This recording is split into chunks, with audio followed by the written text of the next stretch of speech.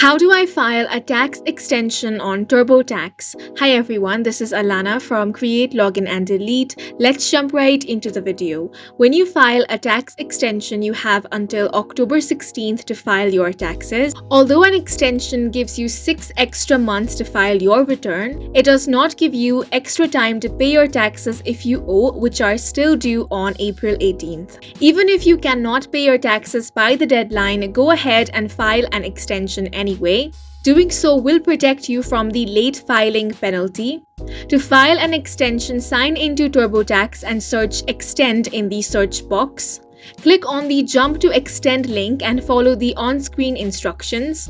If you don't have a TurboTax account, you can search for TurboTax Easy Extension in your search engine to e-file an extension. TurboTax Easy Extension is available around mid-March.